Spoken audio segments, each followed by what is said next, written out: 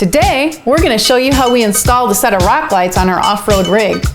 This is Wanderlust Overland.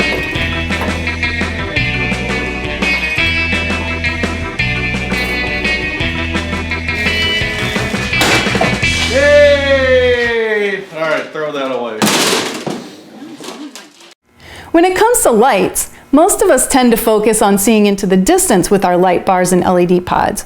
We're going to focus on the foreground, the immediate foreground, in fact, underneath. We chose a set from HID Kit Pros. We've provided a link in the video description below. Now we were given the option of either a 4-pod set or 8-pod. Following Wanderlust protocol, we of course chose the 8-pod. These are RGB or colored, plus bright white of course, and you can adjust the color to anything you can think of. You can adjust the brightness, you can make them blink, you can adjust how fast they blink, all from your phone or tablet. And the kit couldn't be simpler. Starting with the control box, it's all plug and play, except for the power and ground of course. It comes in a nice waterproof case with convenient mounting tabs on the sides, and all the wires are encased with this nice thick protective sleeve. Onto the light pods themselves, they connect to the control box with this waterproof screw-on connection. The body itself is made of a durable die-cast aluminum with a super strong lens over the LEDs. The question is where to mount them. We spent a considerable amount of research on just that. After scouring over countless videos, Instagram pics, and seeing them in person, we noticed most people mount theirs in the wheel wells on this thin plastic and then running the wires behind. That would be crazy simple. But after putting some serious thought into it, is our goal to light up the top of the tire and the suspension? There's a little more work involved, but we're mounting ours down here where the rocks are. One in front and one in back of each tire. We've picked spots where the lights will be up high enough so they don't get damaged, but low enough so that we get the most light out of them. For our install, we fabbed up these aluminum angle brackets. We'll hold them on with stainless steel self-tapping bolts. Up front, we're mounting it to the side of our steel bumper. Behind the front tire and in front of the rear, we're going to be taking advantage of our sliders. In the back, we'll be mounting it to the frame.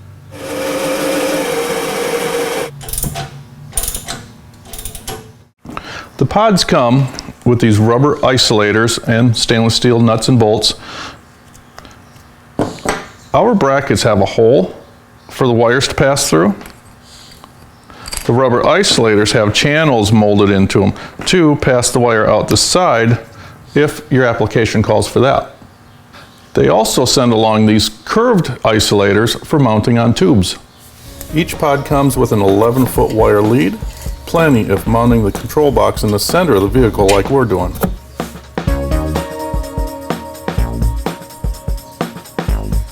We're routing our wires in such a way that they don't hang down at all and they don't come close to touching the exhaust or any moving part. We mounted the control box right here on the frame using stainless steel self-tapping screws and nylon spacers. Now, it's a simple task to plug all the lights in, run the ground wire to a good point on the frame, then the red wire up to our power panel under the hood. The lights don't draw very many amps, but we're still going to run it through a relay with a dash-mounted switch.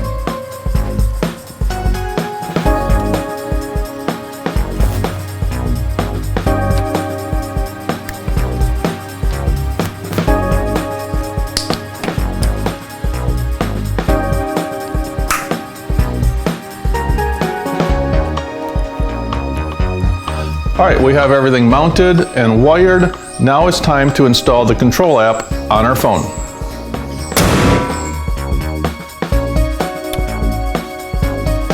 The control box and instruction pamphlet that comes with the kit have a code to scan.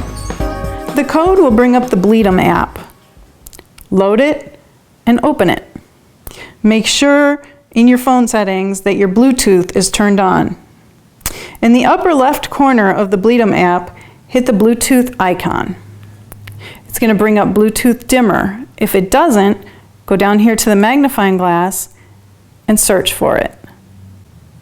Once it comes up, click on it, and it'll tell you that there's a connection, or connection failed, but it's on. Next, turn on the power button in the upper right of the app. Voila!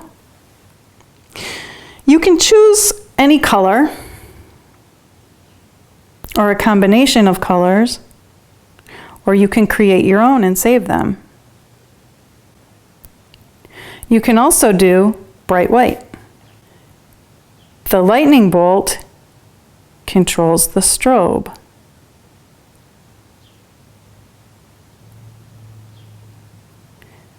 The sun controls the brightness.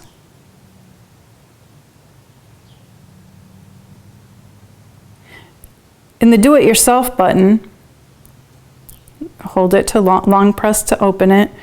This is the color wheel, and you can pick any color. You can change the color. You can also sync your lights to music.